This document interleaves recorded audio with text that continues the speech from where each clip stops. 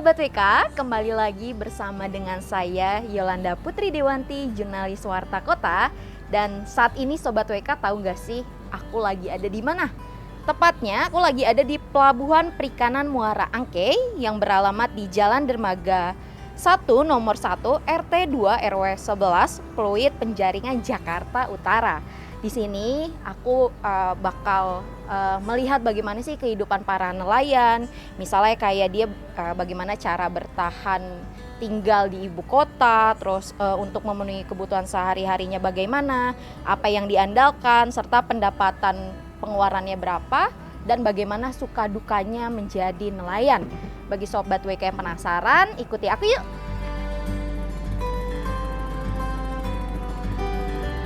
Perjuangan seorang bapak sebagai kepala rumah tangga tak akan pernah luntur, walaupun itu harus mempertaruhkan nyawa mereka sekalipun. Seperti halnya Mariadi, salah satu nelayan tradisional di Pelabuhan Perikanan Muara Angke, Kelurahan Pluit, Kecamatan Penjaringan, Jakarta Utara. Mariadi yang berasal dari kota Indramayu mengaku sudah sejak usia 15 tahun merantau ke kota Jakarta. Dan hingga saat ini, ia sudah lebih dari 35 tahun berprofesi menjadi seorang nelayan. Mariadi memiliki satu orang anak bernama Andari, yang berhasil menempuh pendidikan hingga sarjana jurusan kebidanan. Bahkan kini, anak sematawayangnya itu sudah menikah dan dikaruniai 2 orang putri.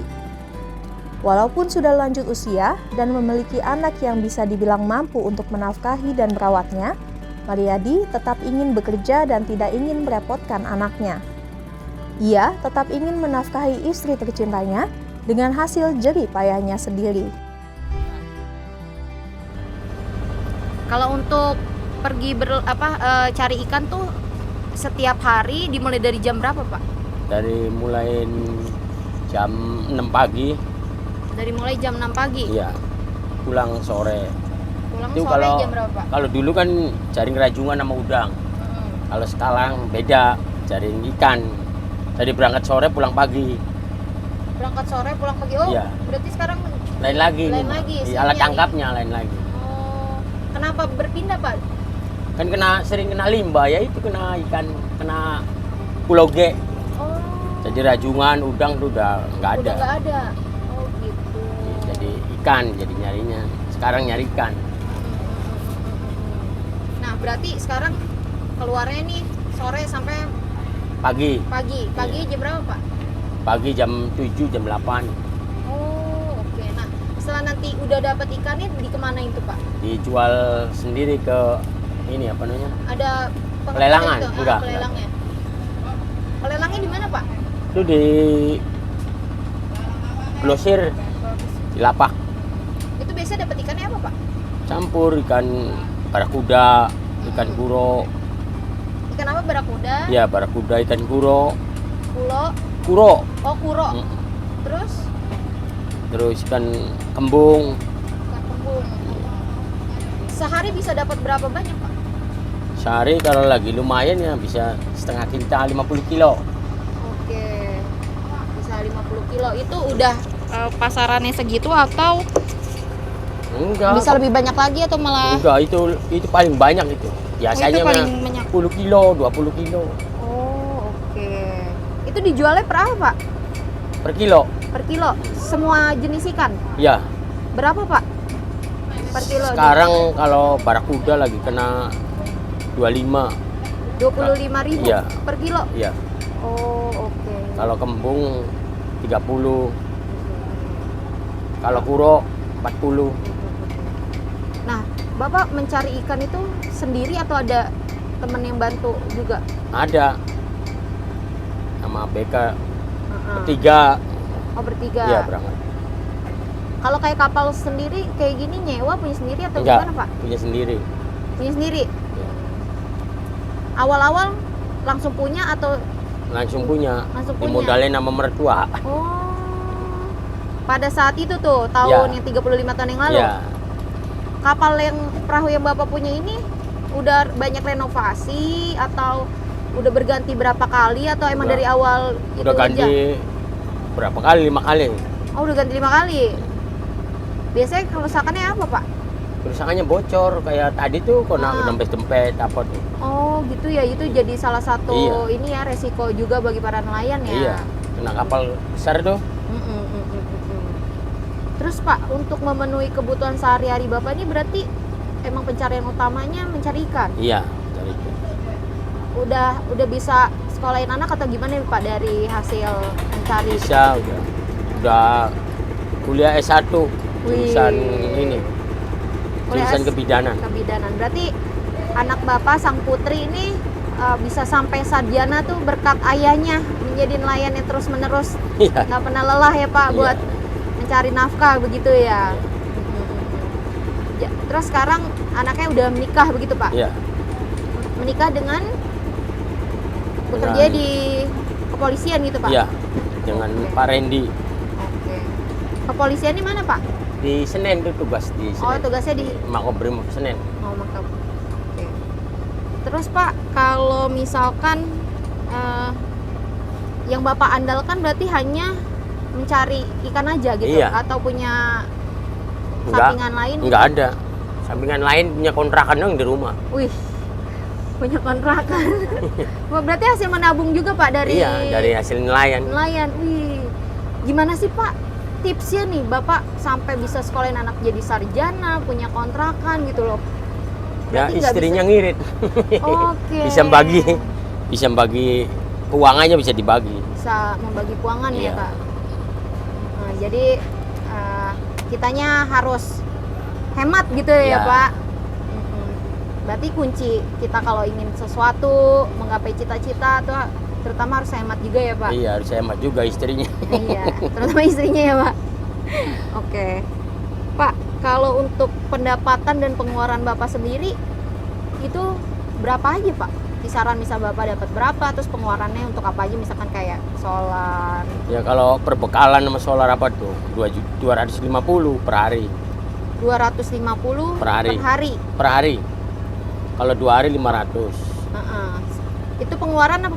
Pengeluaran. Pengeluaran. Kalau untuk pendapatannya Pak, seenggaknya Bapak setiap hari bisa mengantongi berapa Pak bersihnya? Bersihnya ya 200 dapat. 200-an. Iya, 200 dapat. Itu juga kalau nggak kena limbah. Kalau kena limbah ya nggak dapat, malah rugi. Malah merugi. Kalau kena limbah maksudnya gimana Pak? Ya airnya tuh jadi ikan kabur, nggak ada ikan.